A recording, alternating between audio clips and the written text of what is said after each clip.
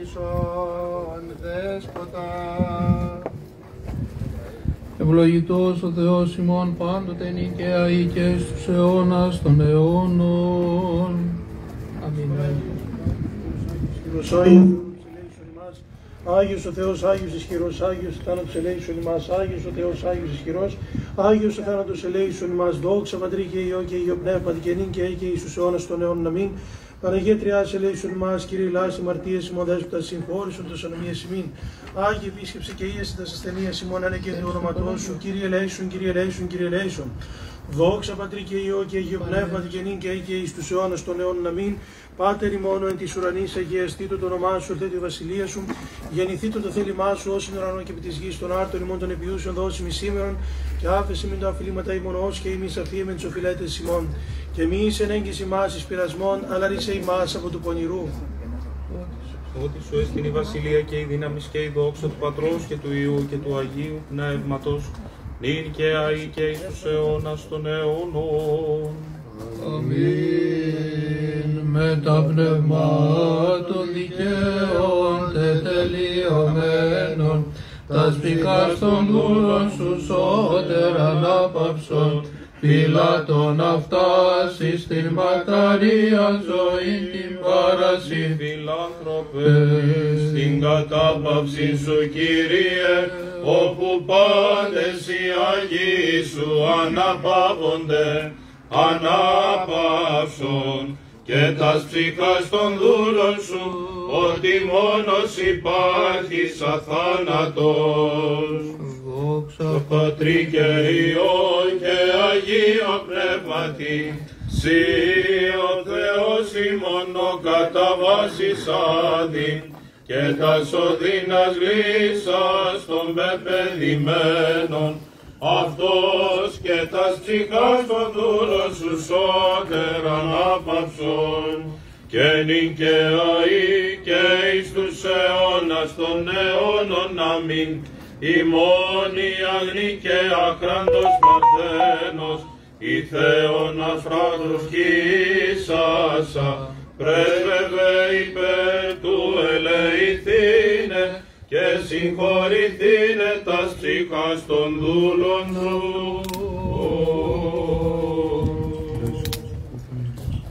Ελέησον ημάς ο Θεός κατά το μέγα ελεός σου, δεόμεθα σου επάφουσον και ελέησον. Κύριε ελέησον, Κύριε ελέησον. Και τη δεόμεθα υπερμακαρίας μνήμης και αιωνίου αναπαύσεως των ψυχών των κεκοιμημένων δούλων του Θεού, Ανέστη Γεωργίου, Γεωργίου, Γεωργίου, Γεωργίου, Δημητρίου και Δημητρίου, Θεοδόρου, Θεοφάνου, Ιωάννου, Ιωάννου, Μιχαήλ, Νικολάου, Παύλου, Παύλου, Στεφάνου, Χριστοδούλου, Χριστούλη και Νικολάου, και των σύν αυτών ανερεθέντων, αγωνισαμένων, και υπέρ του συγχωρηθήνε αυτόν πάμπλη μέλημα εκουσιόντε και ακούσιον. Όπως Κύριος ο Θεός τάξει τας ψυχάς αυτον ένθε οι δίκαιοι αναπαύονται, τα ελέη του Θεού την βασιλείαν των ουρανών και άφεση των αυτού αμαρτιών, παρά Χριστό το αθανάτο βασιλεί και Θεό ημών ετισόμεθα. ο Θεός των πνευμάτων και πάσα ερχόσο το θάνατο καταπατήσεως των δε διάβολων καταργήσεως και ζωή το κόσμο σου δεσάμενος. Αυτός Κύριε ανάπαυσον τας ψυχάς σου κειμένων δούλων σου. Ανέστη Γεωργίου, Γεωργίου, Γεωργίου, Γεωργίου, Δημητρίου, Δημητρίου, Θεοδόρου, Θεοφάνους, Ιωάννου, Ιωάννου, Μιχαήλ, Νικολάου, Παύλου, Παύλου, Στεφάνου, Χριστοδούλου, Χριστούλη, Νικολάου. Και τάξαν αυτά σε τόπο πετεινό, εν τόπο κλωρό, εν τόπο να ψήξω σένθα, απέδρα δίνει λύπη και στεναγμός, παναμάρτημα το παραυτό πρακτάνει εν λόγω, η έργο, η διανοίως, αγαθός και φιλάνθρωπος, το συγχώρησον, ότι ου και έστειν άνθρωπος οσίστε και ου αμαρτήσει. Σίγαρα μόνος εκτός αμαρτίας υπάρχεις, η δικαιοσύνη σου δικαιοσύνη στον αιώνα και ο λόγος σου αλήθεια. Ότι εσύ η Ανάσταση, η ζωή και η ανάπαυση κειμένων δούλων σου. Ανέστη Γεωργίου, Γεωργίου, Γεωργίου, Γεωργίου, Δημητρίου, Δημητρίου, Θεοδόρου, Θεοφάνου, Ιωάννου, Ιωάννου Μιχαήλ Νικολάου Παύλου, Παύλου Στεφάνου Χριστοδούλου, Χριστούλη και Νικολάου. Χριστέ ο Θεός ημών και εσύ την δόξα να αναπέμπουμε στον τον Άρχο σου Πατρί και το Παναγίο και αγαθό και ζωοποιό σου πνεύμα την νίκαια ή και στους αιώνας των αιώνων. Του Κυρίου δεηθώμε. Ότι εσύ η Ανάσταση, η ζωή και η ανάπαυση των κεκοιμημένων δούλων σου, Ανέστη Γεωργίου, Γεωργίου, Γεωργίου, Γεωργίου, Δημητρίου, Δημητρίου, Θεοδόρου, Θεοφάνου, Ιωάννου, Ιωάννου, Μιχαήλ, Νικολάου, Παύλου, Παύλου, Στεφάνου, Χριστοδούλου, Χριστούλη και Νικολάου, Χριστέ ο Θεός ημών, και εσύ την δόξα να αναπέμπομεν, συν το ανάρχο σου Πατρί και το Παναγίο και αγαθό και ζωοποιό σου πνεύματι, νυν και αεί και εις τους αιώνας των αιώνων. Δόξα σε ο Θεός, ελπίσιμον, δόξα σε. Ο και νεκρόν και ζώντων την εξαισία νεκροσταθάντος βασιλεύς και Αναστάς εκ νεκρών Χριστός αληθινός Θεός ημών, τες πρεσβείες Πανακράντου και Παναμού Μαγίας Αυτομητρός, των Οσίων και Θεοφόρων Πατέρων ημών, των Αγίων και Δικαίων Θεοπατώρων Ιωακήμ και Άνης, των Αγίων Δόξων Προπατώρων Αβραάμ, Ισαάκ και Ιακώβ, του Αγίου και Δικαίου Φίλου αυτού Λαζάρου, Τεραϊμέρου και πάντων των Αγίων, τας ψυχάς εν εξημών μεταστάν των δούλων αυτού εν σκηνές δικαιών τάξε, εν κόλπης Αβραάμ αναπαύσε με τα δικαιώσιν αριθμίσε, ημάς δε λεήσε και σώσεως αγαθός επιλάνθρωπος. Αιωνία σας μείνει εξομακάριστη και ύμνης αδελφοί ημών.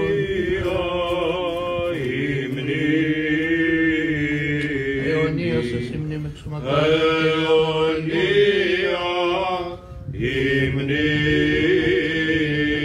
αιωνία σας μείνει εξομακάριστη.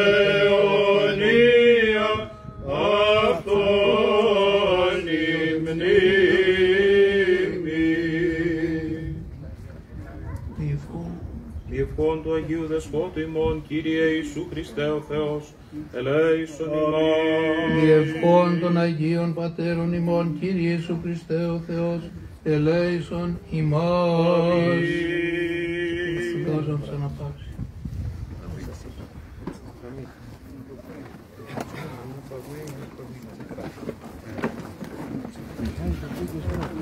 Προσκλητήριο Πεσόντων, Ανέστης Αναστασιάδης, Γεώργιος Κουρκουνάκης, Γεώργιος Μπαρνιαδάκης, Γεώργιος Μιλονογιαννάκης, Γεώργιος Τσατσαρολάκης, Δημήτριος Μπαρμπαντονάκης, Δημήτριος Σιφάκης, Θεόδωρος Αγγελάκης, Θεοφάνης Χριστουλάκης, Ιωάννης Γαλανάκης, Ιωάννης Κλαράκης, Μιχαήλ Γελασάκης, Νικόλαος Κλαράκης, Παύλος Κοπανάκης, Παύλος Ζαγκράκης, Στέφανος Στεφανάκης, Χριστόδουλος Ροδουσάκης, Χριστούλης Παπαδομανολάκης, Νικόλαος Λιανιδάκης. Άπαντες απόντες έπεσαν υπερπατρίδος.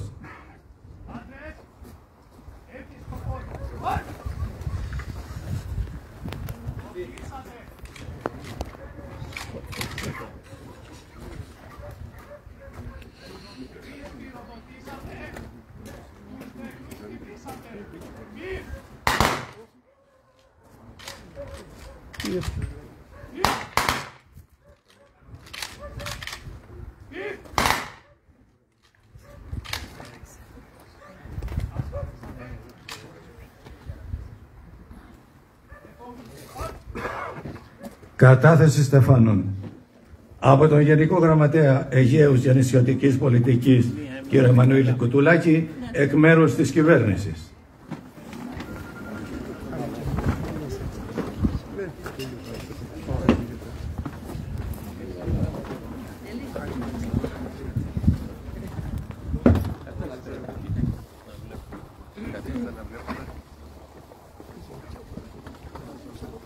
Από τη βουλευτή Χανίων, κυρία Σέβη Βολουδάκη.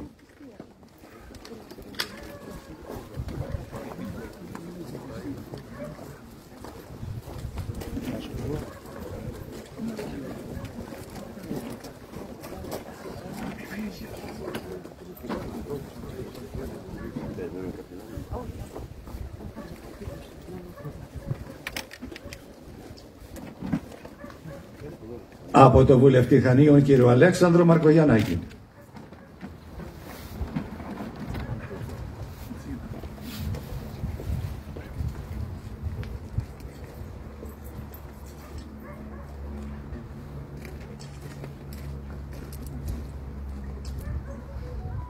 Από το Δήμαρχο Χανίων κύριο Παναγιώτη Σιμανδυράκη.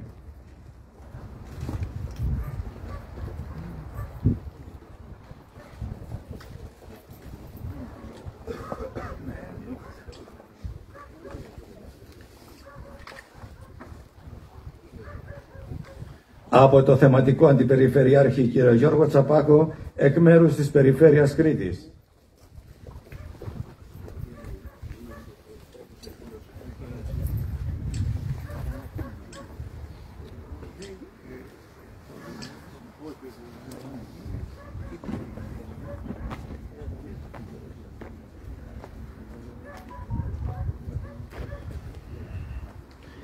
Εκ μέρους των ενόπλων δυνάμεων, ο διοικητής του Πεδίου Βολής Κρήτης, υποστράτηγος κ. Ιωάννης Μουστάκης.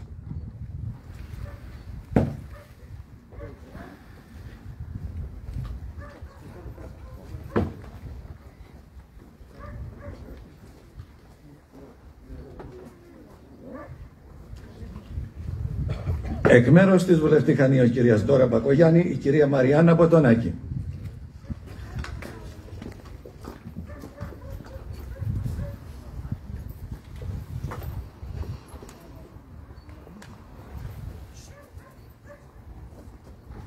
Εκ μέρους του Εθνικού Ιδρύματος Ερευνών και Μελετών Ελευθέριος Βενιζέλος, ο Γενικός Διευθυντής κ. Νίκος Παπαδάκης.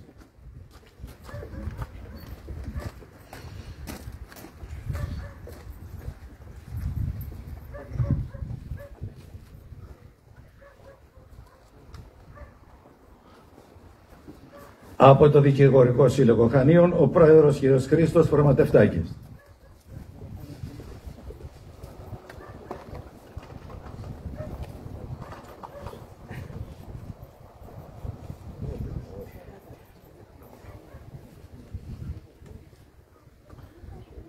Από το Τεχνικό Επιμελητήριο Τμήμα Δυτικής Κρήτης, ο Γραμματέας κ. Κωνσταντίνος Μπροκαλάκης.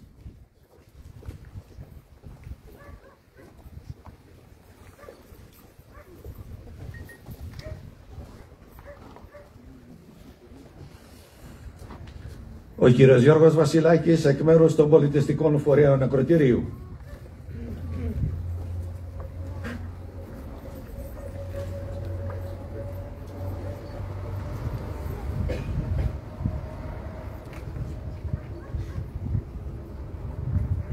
Από τον Χορευτικό Σύλλογο ο Καγιαλές.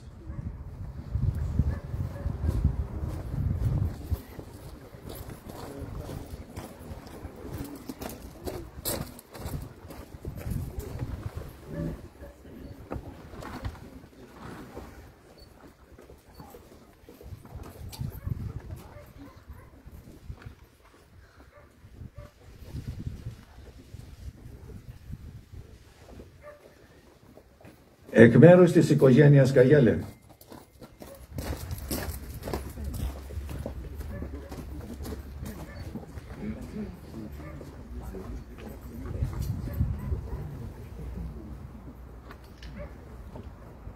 Από την Ένωση Φραδιανών η Παναγία των Δύο Βράχων, ο κύριος Μανούσος Καμαλεδάκης.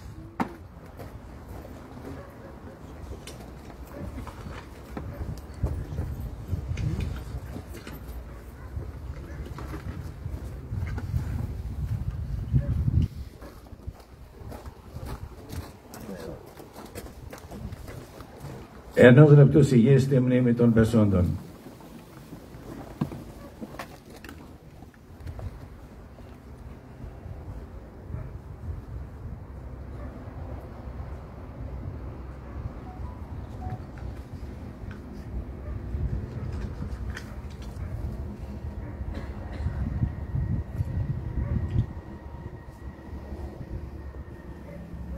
Και τώρα όλοι μαζί θα πούμε τον εθνικό μας ύμνο.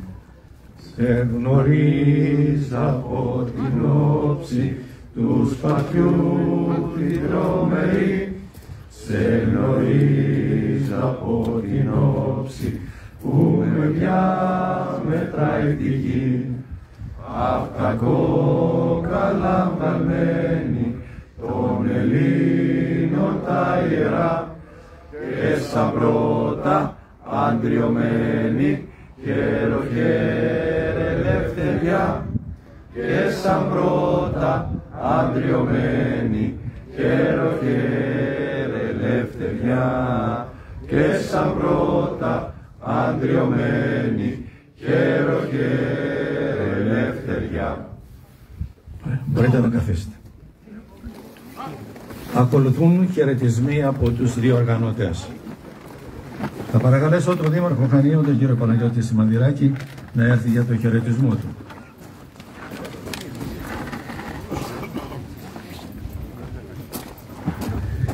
Κύριε Γενική Γραμματέα και εκπρόσωπε της ελληνικής κυβέρνησης, κύριοι βουλευτές, κύριε Αντιπεριφερειάρχα, συνάδελφοι στην αυτοδιοίκηση πρώτου και δευτέρου βαθμού, εκπρόσωποι των σωμάτων ασφαλείας και διοικητές των μονάδων μας, κύριε Πρόεδρε των Επιμελητηρίων, κυρίες και κύριοι, είναι νομίζω για όσους ασχολούνται με την ιστορία κάποια σημεία ορόσημα, κάποια σημεία καμπής. Κάποια ιστορικά γεγονότα τα οποία έχουν δρομολογήσει και έχουν επιφέρει σημαντικές αλλαγές σε τοπικό αλλά και εθνικό επίπεδο. Και πράγματι η Επανάσταση του Ακροτηρίου υπήρξε μια τέτοια. Γιατί ήταν η Επανάσταση του Ακροτηρίου που δρομολόγησε αποφασιστικά πλέον τη λύση του κριτικού ζητήματος. Ήταν η Επανάσταση του Ακροτηρίου που επέφερε τις αλλαγές της Οθωμανικής διοίκησης και αναγνώρισε την αυτονομία του κριτικού της Κρήτης και στη συνέχεια φυσικά την διαδοχή της άλλης μεγάλης επανάστασης, της Επανάστασης του Θερήσου. Ταυτόχρονα όμως με την εξέλιξη του κριτικού ζητήματος, η Επανάσταση του Ακροτηρίου σηματοδότησε κάτι ακόμα. Την ανατολή του άστρου, του πολιτικού άστρου του Ελευθερίου Βενιζέλου. Ήταν η πρώτη ενεργή συμμετοχή του Εθνάρχη, του μεγάλου Έλληνα πολιτικού, που συνεχίστηκε στη συνέχεια και στην Επανάσταση του Θερήσου, αλλά φυσικά και μετά την Επανάσταση στο Γουδί και την ανάληψη της ευθύνης διακυβέρνησης της Ελλάδος. Άρα λοιπόν από εδώ, από το Ακροτήρι, τιμούμε όλη αυτήν την αλλαγή στην πορεία της τοπικής και εθνικής ιστορίας. Τιμούμε τους αγώνες των κριτικών και τιμούμε την αυταπάρνηση την οποία επέδειξαν. Αυταπάρνηση η οποία αποτυπώνεται με χαρακτηριστικό τρόπο στο σώμα του Καγιαλέ που έγινε ιστός για να υψωθεί η ελληνική σημαία. Όλα αυτοί λοιπόν οι συμβολισμοί κάθε χρόνο στέλνουν ένα δικό τους μήνυμα και φέτος νομίζω ότι είναι επίκαιρο αν αναλογιστεί κανείς τα μεγάλα ανοιχτά ζητήματα τα οποία αντιμετωπίζει όχι μόνο η Κρήτη και η Ελλάδα αλλά ευρύτερα η περιοχή της νοτιοανατολικής Μεσογείου.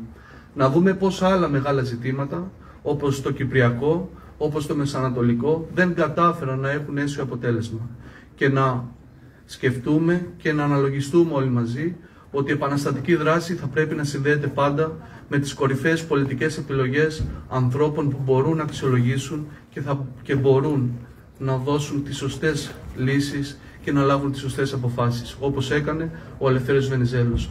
Όλα αυτά μας δίνεται η ευκαιρία να τα αναστοχαστούμε σήμερα μέσα από αυτή την τελετή και εύχομαι πραγματικά μέσα από τη δράση του Ιδρύματος Ελευθερίου Βενιζέλου να μπορέσουμε κάθε χρόνο να γινόμαστε πιο σοφοί σε σχέση με το ρόλο που διαδραμάτισαν ιστορικές προσωπικότητες, να είμαστε πιο σοφοί σε σχέση με τη διαδρομή που έχει καλύψει το ελληνικό κράτος τα 200 περίπου χρόνια της ζωής του και να μπορέσουμε με αισιοδοξία να αντιμετωπίσουμε τις όποιες προκλήσεις για το μέλλον. Σας ευχαριστώ πολύ.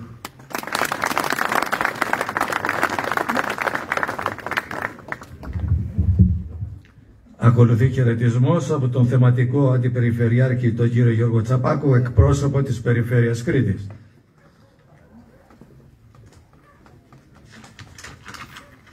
Σεβασμιότατε, κύριε εκπρόσωπε της ελληνικής κυβέρνησης, κύριοι βουλευτές, κυρία εκπρόσωπε της κυρίας Μπακογιάννη, κύριε διοικητά του Πεδίου Βολής, κύριε αστυνομική διευθυντή Χανίων, κύριοι συνάδελφοι στην αυτοδιοίκηση, κύριε Διευθυντά του Ιδρύματος Ελευθερίου Βενιζέλου, κυρίες και κύριοι. Την 9η Φεβρουαρίου του 1897 έγινε ο βομβαρδισμός του επαναστατικού στρατοπέδου στο Ακροτήρι. Εδώ, στον Άγιο Χριστόφορο, θυσιάστηκαν οι υπερασπιστές της ελευθερίας και τα ονόματά τους χαράχτηκαν για πάντα στους βράχους του Ιερού Ναού. Συνάμα, γράφτηκαν στο βιβλίο της ιστορίας του έθνους μας το μεγαλείο της ψυχής τους, η ανδρεία τους, η αυτοθυσία τους, όπως του θρύλου του ακροτηρίου Σπύρου Καγιαλεδάκη, που έκανε το σώμα του ασπίδα για να προστατεύσει και να υψώσει στην ελληνική σημαία το σύμβολο του έθνους μας, χωρίς να λογαριάζει την ίδια του τη ζωή. Η παρούσα εκδήλωση διατηρεί ζωντανό το νόημα τέτοιων σπουδαίων πράξεων, ώστε να μας καθοδηγούν στο σήμερα και να έχουμε ως παράδειγμα στο καθημερινό μας βίο αυτούς τους ανθρώπους που δεν δίστασαν να ψηφίσουν το θάνατο για να υπερασπιστούν τα ιδανικά τους.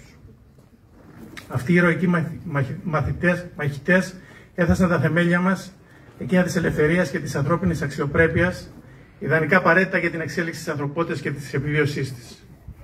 Σε έναν κόσμο όλο ένα και πιο σκληρό και μηχανιστικό. Πάνω σε αυτά τα θεμέλια πρέπει να βαδίζουμε και να υψώνουμε το ανάστημά μας απέναντι στις όποιες απειλές για να προστατεύσουμε αυτά τα ιδανικά για τα οποία θυσιάστηκαν οι ηρωικοί μας προγόνοι. Σας ευχαριστώ.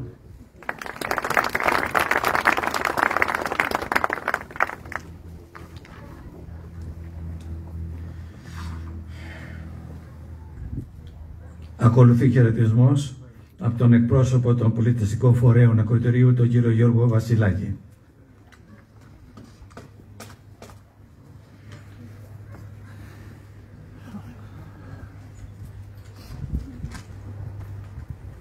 Σεβασμιότατε, κύριε εκπρόσωπε της κυβέρνησης, κυρία Βουλευτή, κύριε Βουλευτά, κύριε Περιφερειάρχα, κύριε Δήμαρχε, κύριε εκπρόσωποι των στρατιωτικών και πολιτικών αρχών, κύριε εκπρόσωποι της τοπικής αυτοδιοίκησης, κύριε εκπρόσωποι κομμάτων, ιδρυμάτων, οργανώσεων, συλλόγων, συγγενείς των εσόντων και αγωνιστών 1897. Κυρίες και κύριοι, σας καλωσορίζουμε στο ιστορικό ακροτήρι, σε αυτόν τον ιερό και καθαγιασμένο τόπο, το Άγιον Όρος της Κρήτης. Σήμερα αποδίδουμε φόρο τιμής σε όλους αυτούς που αγωνίστηκαν και θυσιάστηκαν κατά την επανάσταση του ακροτηρίου το 1897 για την αποτείναξη του τουρκικού ζυγού. Αποδίδουμε φόρο τιμής σε αυτούς που μαρτύρησαν και έδωσαν το αίμα τους για να είμαστε σήμερα εμείς ελεύθεροι. Όλοι γνωρίζουμε την ηρωική πράξη του Σπύρου Καγιαλέ, ο οποίος έγινε σύμβολο της αντριοσύνης και του θάρρους. Όσοι όμως γνωρίζουν για τους 19 πεσόντες επαναστάτες, όσοι γνωρίζουν για το Ροδουσάκι του οποίου του έκοψαν το ένα πόδι, το ένα χέρι, τα χείλη και τη μύτη, όσοι γνωρίζουν για τον Αναστασιάδη και τον Τσαζαρόλη, οι οποίοι συνελήφθησαν τραυματισμένοι από τους Τούρκους και τους οποίους ακροτηρίασαν και στη συνέχεια τους αποκεφάλισαν, τιμούμε όλους αυτούς τους ήρωες στο πραγματικό πεδίο των μαχών. Γύρω μας όλος ο χώρος είναι ποτισμένος με αίμα ηρώων, με αίμα αγωνιστών της ελευθερίας. Αυτοί έκαναν το χρέος τους. Εμείς τι κάνουμε?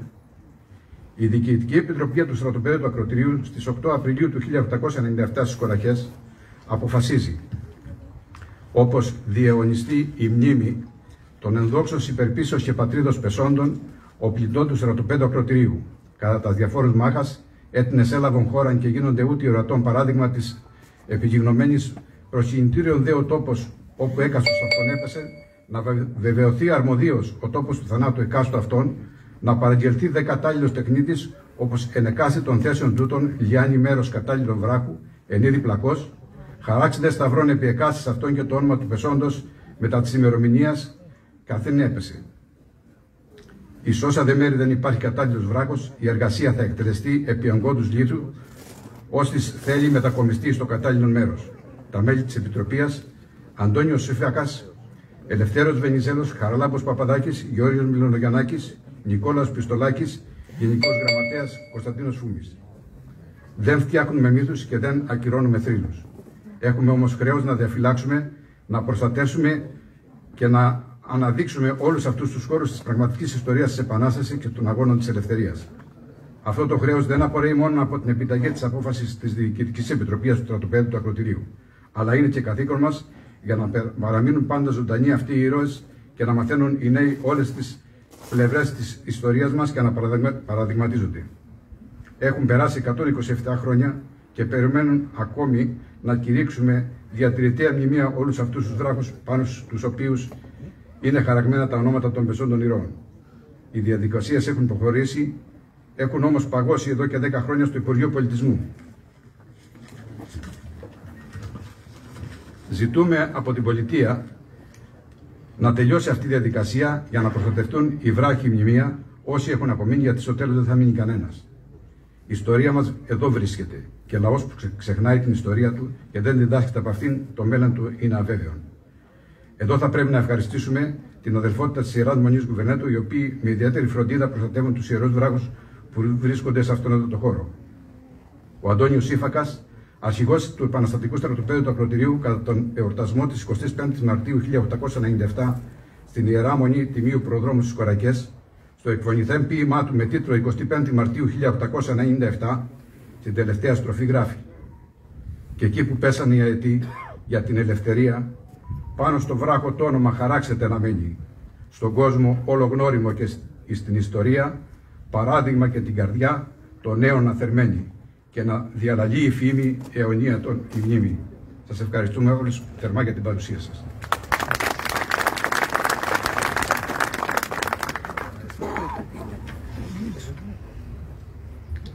Οι χαιρετισμοί ολοκληρώνονται από τον Γενικό Διευθυντή του Εθνικού Ιδρύματος Ελευθέριος Βενιζέλος, τον κύριο Νίκο Παπαδάκη.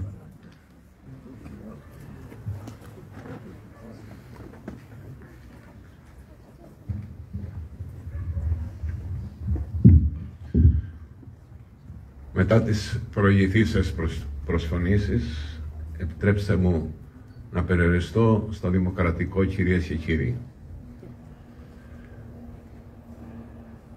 Η σημερινή επέτειος δεν είναι απλώς μια επέτειος που θυμίζει τη διεξαγωγή μιας μάχης, ενός αγώνα που αντιμετώπισε με επιτυχία τους μουσουλμάνους και τον Οθωμανικό στρατό. Αποτελεί ταυτόχρονα μια τεράστια αλλαγή στους προσανατολισμούς της πολιτικής ηγεσίας της Κρήτης, που αντιλήφθηκε εγκαίρως ότι το σύνθημα «Ένωση ή θάνατος» δεν οδηγούσε στην απελευθέρωση της Κρήτης. Είχε έρθει η ώρα όχι μόνο του πολέμου, αλλά και της διπλωματίας. Διότι το αποτέλεσμα της Επανάστασης του 1897 οδήγησε στην δημιουργία της Κρητικής Πολιτείας, είναι γνωστό αυτό. Και ο κριτικός τότε, η κριτική ηγεσία αντιλήφθηκε ότι μπορούσε προς το παρόν να παραμερίσει το αίτημα της Ένωσης και να κερδίσει ένα στάδιο ακόμα, ένα ενδιάμεσο σταθμό προς την Ένωση. Και αυτός ο σταθμός ήταν η Κρητική Πολιτεία. Και αυτό ήταν έργο και της Επανάστασης που προηγήθηκε της Μεταπολιτευτικής Επανάστασης με επικεφαλή στο Μανούσο Τούντο, αλλά κυρίως της Επανάστασης του 1997, που είχε επικεφαλή στον Ελευθέριο Βενιζέλο και άλλους κορυφαίους παράγοντες της Κρήτης. Αντελήφθησαν τότε ότι οι διεθνείς ισορροπίες δεν επέτρεπαν τίποτα περισσότερο. Εκείνη την κρίσιμη ώρα επελέγει ένας συμβιβασμός.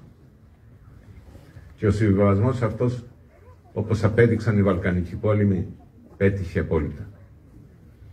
Παραμερίστηκε για λίγο διάστημα το ενωτικό σύνθημα. Για να κατανοήσει, κυρίες και κύριοι, κανείς την κυπριακή τραγωδία, πρέπει να μελετήσει πρωτίστως την τελευταία φάση του κριτικού ζητήματος. Ο Βενιζέλος, ο Ελευθέριος Βενιζέλος, είχε προειδοποιήσει εγκαίρως την κυπριακή ηγεσία ότι χωρίς συμμάχους, χωρίς δυνατότητες να έρθει το Κυπριακό στα διεθνή φόρα, ήταν μια χαμένη υπόθεση. Στο κριτικό ζήτημα υπήρξε η εντελώς αντίθετη πολιτική. Η τήρηση της ισορροπίας των δυνάμεων. Παρά το ότι η Κρήτη είχε κερδίσει την απελευθέρωσή της. Εν τούτης κριτική δέχτηκαν να υποχωρήσουν και να αποδεχτούν την κριτική πολιτεία. Δυστυχώς αυτό δεν συνέβη με το Κυπριακό. Και γι' αυτό ζούμε σήμερα ακόμα το Κυπριακό δράμα. Διότι το Κυπριακό δράμα ξεκίνησε πολλά χρόνια νωρίτερα για να καταλήξει στην τραγωδία του 1974. Γι' αυτό λοιπόν πρέπει να τιμούμε αυτή την επέτειο ως μια επέτειο όχι μόνο μνήμης, αλλά και αντίληψης των διεθνών δυνατοτήτων που έχει μια χώρα και συγκεκριμένα η Ελλάδα. Τιμούμε λοιπόν τους πεσόντες, αυτούς τους ήρωες που χάραξαν μια νέα πορεία και οδήγησαν στο πρώτο βήμα που ήταν η απελευθέρωση της Κρήτης και η αυτονομία της. Να είστε καλά.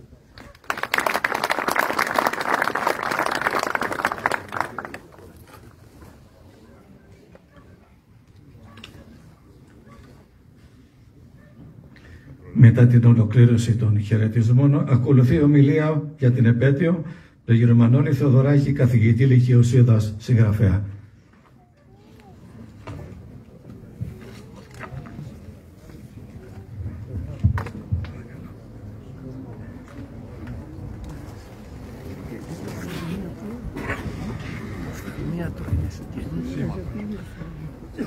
Σεβασμιότατε, σεβαστοί πατέρες, αξιότιμες πολιτικές και στρατιωτικές αρχές, κυρίες και κύριοι. Η Επανάσταση του 1897 με επίκεντρο το Ακροτήρι. Η Επανάσταση του 1897 με επίκεντρο το Ακροτήρι είναι ορόσημο του διαρκή επαναστατικού αγώνα των Κρητών στην πορεία για την ένωση της Μεγαλονήσου με τον εθνικό κορμό και την πραγμάτωση του πολυπόθητου ονείρου για απελευθέρωση της Κρήτης από οποιαδήποτε εξάρτηση και υποτέλεια, με κορυφαίο σύνθημα των επαναστατών «Ένωση ή θάνατος». Με τη δημιουργία του νεοσύστατου ελληνικού κράτους, πρωτόκολλο Λονδίνου 3 Φεβρουαρίου 1830, η Κρήτη, όπως και άλλες ελληνικές περιοχές, δεν συμπεριλήφθηκε στην ανεξάρτητη ελληνική επικράτεια. Παρότι η Μεγαλόνισσος συμμετείχε με αγωνιστικότητα και ηρωισμό στην Επανάσταση του 1821 και χρειάστηκε υψηλή πύλη τη συνδρομή των Αιγυπτίων προκειμένου να θέσει σε έλεγχο τους επαναστατημένους, γεγονός που απέφερε μάλιστα την περίοδο της Αιγυπτιοκρατίας στο νησί για μια δεκαετία 1830-1840. Η περίοδο της νέας τουρκοκρατίας 1840-1898 που ακολούθησε στην Κρήτη μετά τον τουρκο-αιγυπτιακό πόλεμο του 1839 και τη νέα συνθήκη του Λονδίνου 3 Ιουλίου του 1840 έδωσε αφορμή για νέους ξεσηκωμούς των γενναίων χριστιανών κατοίκων της απέναντι στο στιγνό εκ νέου μουσουλμανικό καθεστώς. Με κορυφές επαναστάσεις του 1841, του 1858, τη Μεγάλη Κρητική Επανάσταση του 1866-1869, το δεύτερο 21, όπως συνηθίζεται να ονομάζεται, αλλά και τις επαναστάσεις του 1878, του 1889, καταλήγοντας τέλος στην Επανάσταση του 1897, την πιο καθοριστική για την τύχη του νησιού, που θα αποτελέσει και το χρονικό της σημερινή μας ημέρας. Αναλύοντας τα γεγονότα που σχετίζονται με την Επανάσταση αυτή, την τελευταία δεκαετία του 19ου αιώνα στην Κρήτη, οφείλουμε να επισημάνουμε. Καταρχάς, η περίοδο 1890-1895, που ακολουθεί τις επαναστάσεις του 1889, είναι η πιο ζωφερή και τρομερή περίοδο της τουρκοκρατίας στην Κρήτη, αφού έχει κηρυχθεί στρατιωτικός νόμος και έχουν ανακληθεί όλα τα προνόμια της Σύμβασης της Χαλέπας, μετά την άκερη πρωτοβουλία των καραβανάδων του μειοψηφούντος κόμματος στην Κρητική Βουλή να κηρύξει την ένωση του νησιού με τη μητέρα Ελλάδα. Με πρωταγωνιστές δύο φοβερούς πασάδες που κατέρχονται ως διοικητές του νησιού, το Σακίρ Πασά και στη συνέχεια το Τζαβάκ Πασά, η υψηλή πύλη εξαπολύει ένα πρωτοφανή διωγμό για τους χριστιανούς κατοίκους του νησιού. Χρησιμοποιούνται στις επιχειρήσεις αυτές τακτικός τουρκικός στρατός, σώματα γενιτσάρων και τουρκοκριτικών, αλλά και ατάκτων φασιβουζούκων.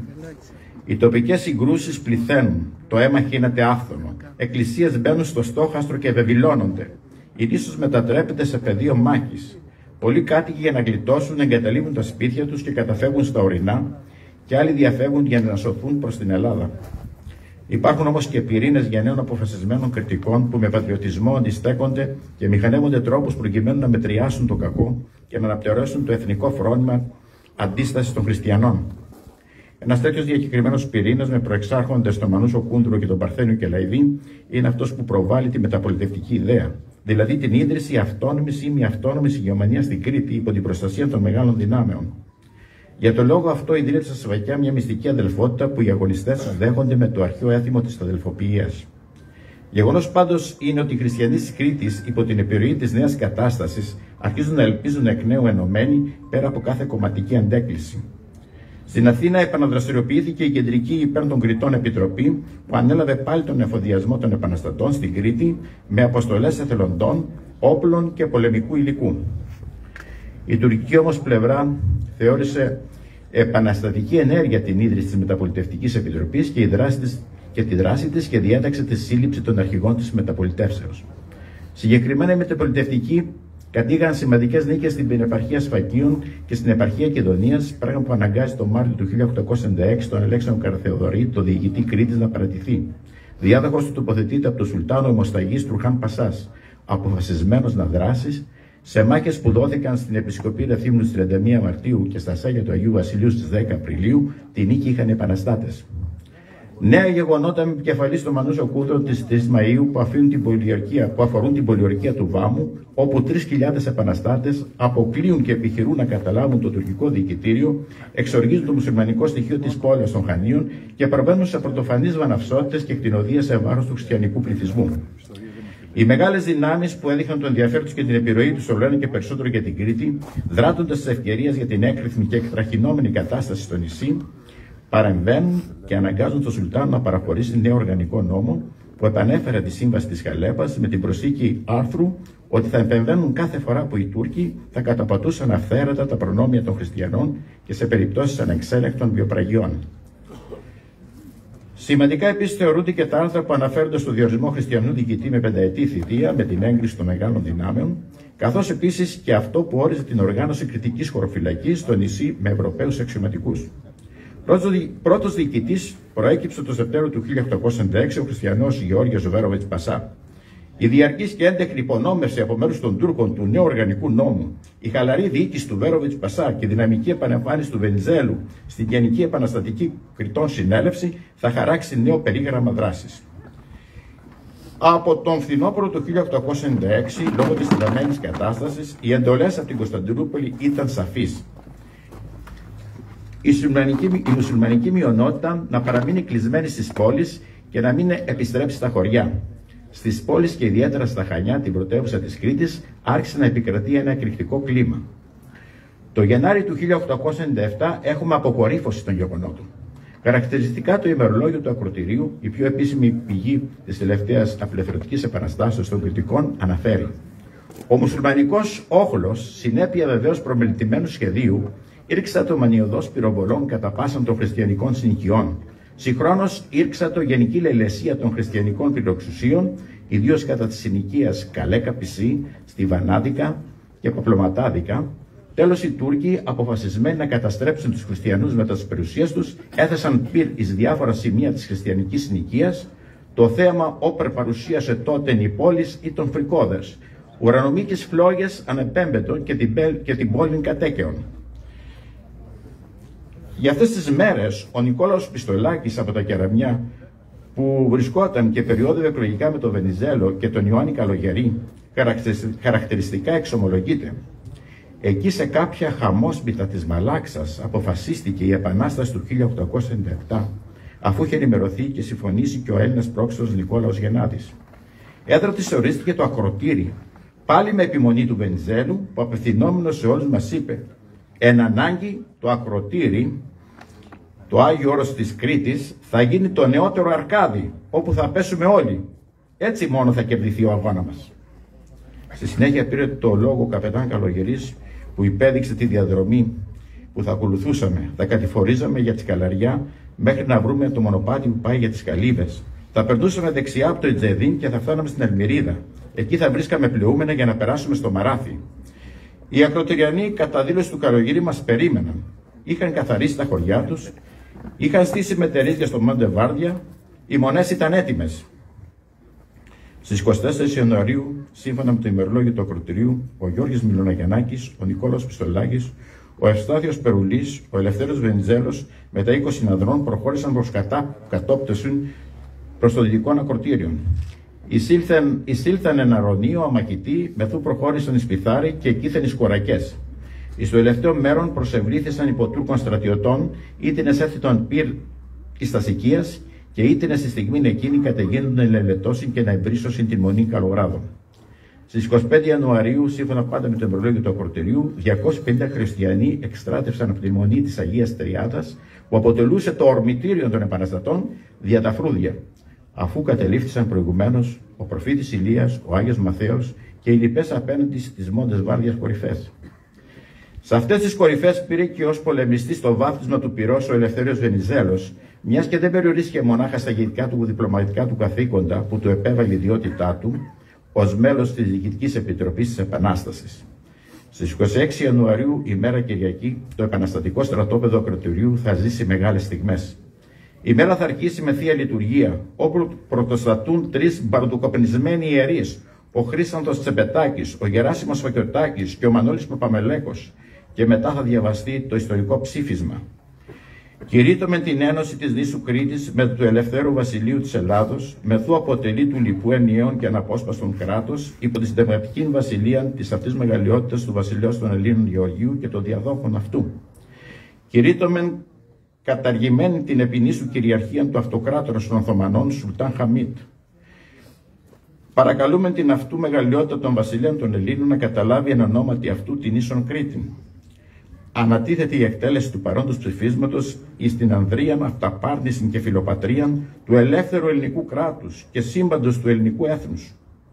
Ο χριστιανικός λαός της Κρήτης επικαλείται θερμός στην ευμένεια και φιλανθρωπία των μεγάλων ευρωπαϊκών δυνάμεων και σύμπαντος του εκπολιτισμένου κόσμου προς επιτυχία λύσεως, ή της θέτην οριστικών τέρμαν εις κατάσταση να τιμάζωσαν την ανθρωπότητα. Η εκτίμηση της ελληνικής κυβέρνησης και του τότε Πρωθυπουργού Θεόδωρου Δελιγιάννη, μετά από πίεση της αντιπολίτευσης και της πανελλήνιας κοινής γνώμης και σε συνεννόηση με το Παλάτι, ήταν να αποσταλεί βοήθεια και να ανταποκριθεί στο μέτρο του δυνατού στην αγώνια έκκληση των Κρητών αγωνιστών.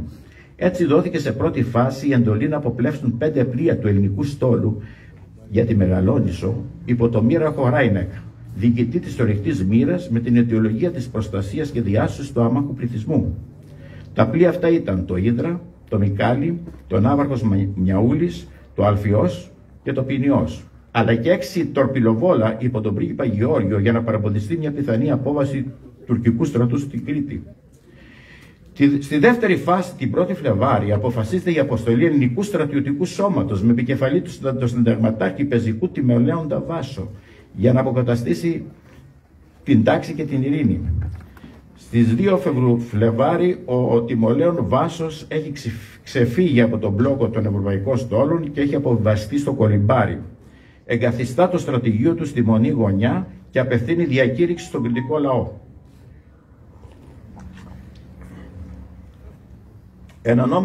Εν ονόματι της αυτού μεγαλειότητας του βασιλέως των Ελλήνων Γεωργίου, καταλαμβάνω την ίσο Κρήτης και κηρύσω τούτο προς τους κατοίκους της άνευ διακρίσεως θρησκεύματος ή εθνικότητας, εν ονόματι της μεγαλειότητάς του, ότι θα προστατεύσουν την τιμή, τη ζωή, την περιουσία και θα σεβαστώ τα θρησκευτικά πεποιθήσεις των κατοίκων, τις φέρουν προς αυτούς την ειρήνη και ισοπολιτεία. Μετά την ανάγνωση της διακήρυξης αυτής, το ελληνικό εκστρατευτικό σώμα κατέλαβε το πραλιακό χωριό Πλατανιάς.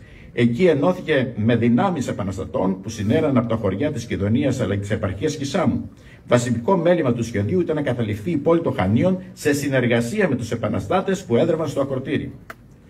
Αλλά το σχέδιο αυτό ανέκοψε τελεσίγραφο των μεγάλων δυνάμεων ότι η πόλη της Κρήτης ήταν ήδη υπό την κατοχή τους και ολόκληρη η Μεγαλόνισσο ήταν περιζωσμένη από τα πολεμικά τους πλοία. Ταυτοχρόνως οι σημαίες των ευρωπαϊκών δυνάμεων μαζί με την Οθωμανική ανέμιζαν στα φρούρια των πόλεων.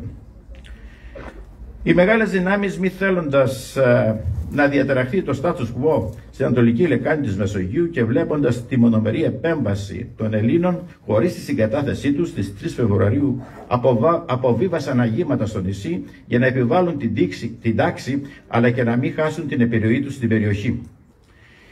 Η διακοίνωση που έγινε στον Έλληνα πρόξενο στα Χανιά έλεγε τα ακόλουθα.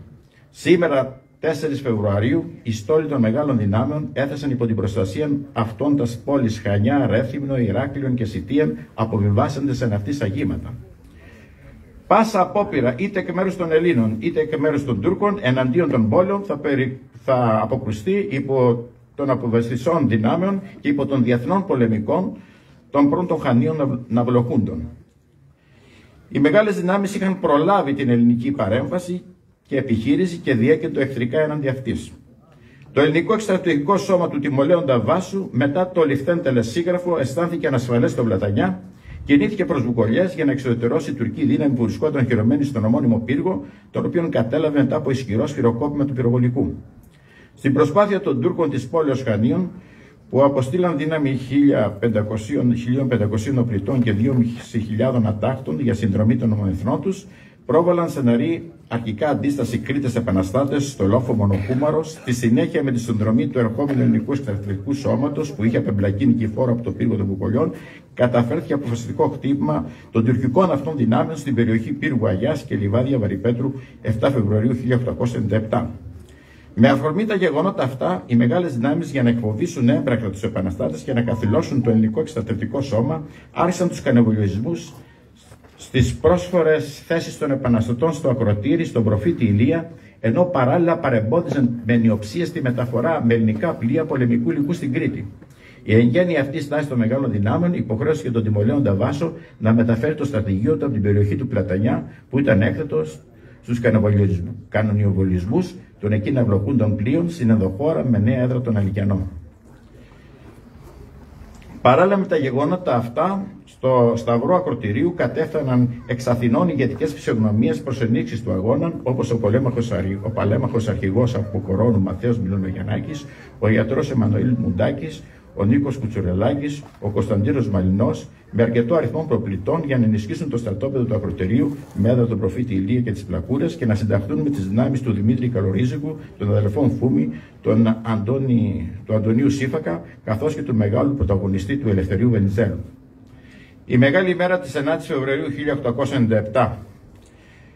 Εκείνη τη μέρα, την 9η Φεβρουαρίου του 1997, ο Ελευθέριος Βενιζέλος και ο διευθυντής της Εναγία Τριάδος Χρήστος Σταπετάκης είχαν μεταβεί στο λιμάνι των Χανίων και συγκεκριμένα στο Θερικτό Ύδρα για να επιδώσουν επιστολή προς ενίσχυση των αναγκών του στρατοπέδου του Ακροτηριού, αλλά και να λάβουν ενημέρωση για το εξτρατευτικό σώμα του τιμολέοντα Βάσου. Από το πρωί διεξάγονται πολεμικές επιχειρήσεις στην ευρύτερη περιοχή της Σούδας. Συγκεκριμένα πολεμικά τουρκικά πλοία λιμενισμένα στη Σούδα κανιοβολούσαν τους ανεμαλάξα χριστιανούς αλλά και τους επαναστάτες του Ακροτηρίου. Μύδροι έπεφταν πολλοί επίσης και στις Κορακές αλλά και στον προφήτη Ηλία από τον προμαχώνα του Γάσπαρη που κατήχαν οι Τούρκοι. Κατά τις 3:30 μετά μεσημβρία, την ίδια ημέρα, οι μεγάλες δυνάμεις που είχαν περιζώσει με το στόλο τους στην Κρήτη αναλαμβάνουν πρωταγωνιστικό ρόλο, παρεμβαίνοντας δυναμικά στα ενεξελίξη γεγονότα, υποδηλώνοντας την κυριαρχία τους. Ο Αρκινάβρος Κανεβάρος δίνει εντολή κανεβολισμού των θέσεων των επαναστατών στον προφήτη Ηλία που είχε υψωθεί και η ελληνική σημαία. Μια οβίδα πολεμικού θρηματίζει την ελληνική σημαία και ο θρύλος της κριτικής λεβεδιάς γεμίζει με το ανάστημα ενός λιγερόκορμου παλικαριού που έρχεται να αναστηλώσει την Γαλανόλευκη. Αλλά ας δούμε πώς καταγράφονται τα γεγονότα στο ημερολόγιο του Ακροτηρίου. Τρομεροί πυροβολισμοί ακούγονται, εκπεμπόμενοι εκ των έξωθη του λιμένου Χανίων πολεμικών πλοίων των μεγάλων δυνάμεων και χάλαζαν μύδρων από 120 μέχρι 26 εκατοστών διαμετρήματος, λίαν ευστόχος, διευθυνόντων ύψατων τους 100 χαρακομμάτων. Οικειών και της θέσεως όπου ίστατο η ελληνική σημαία προφήτη Ηλία μέχρι των Κορακιών, Πιθαρίου, Αρωνίου και διαφόρων άλλων σημείων. Θεμάχιος Φέρας κατέριψε τη σημαία, αλλά ο γενναίος οπλαρχηγός Δημήτρης Καλορίζικος διέδεξε να αναστηλώσει αυτήν. Πάρα αυτό ο ατρόμητος ο πλήτης Σπύρος Καγιαλεδάκης, εν το μέσον της χαλάζης των βολιδοφόρων οβίδων, ήρπασε τον κόντον και αναστήλωσε τη σημαία στην προτέραν αυτής θέσιν της. Περί τους 60 μύδροι ερήφθησαν κατά των χριστιανών υπό της χριστιανικής Ευρώπης.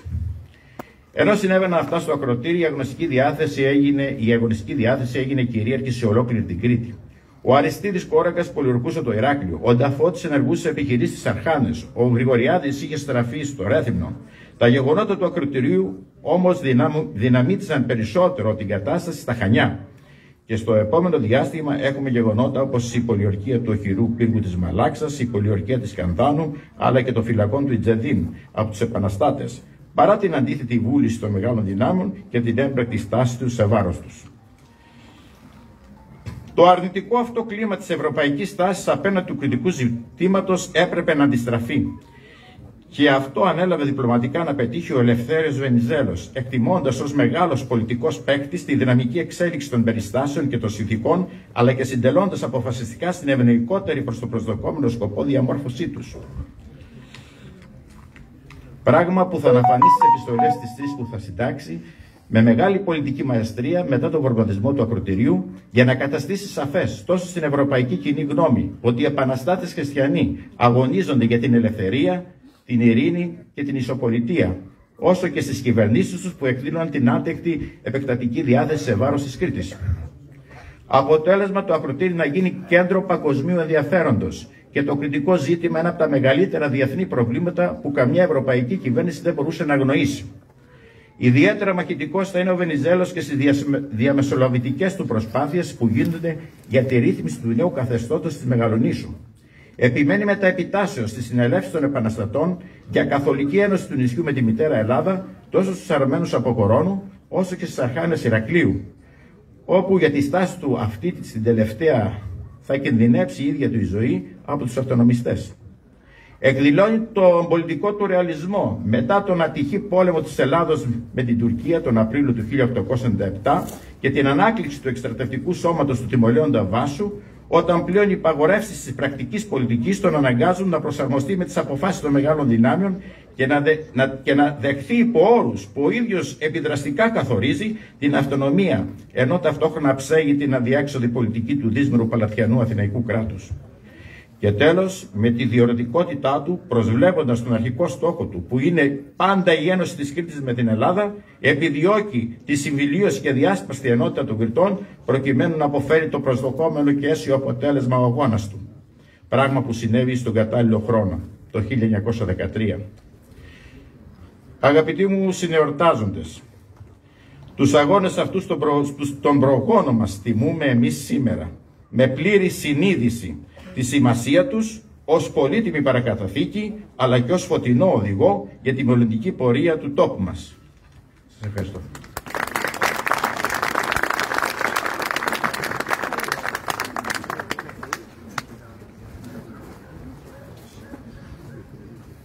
Ευχαριστούμε τον κύριο Μανώλη Θεοδωράκη για τη θαυμάσια ομιλία του και περνάμε και κλείνουμε το πρόγραμμά μας με ριζίτικο τραγούδι και κριτικούς χορούς από το Λαογραφικό Χορευτικό Σύλλογο Ακροτηρίου ο Καγιαλές.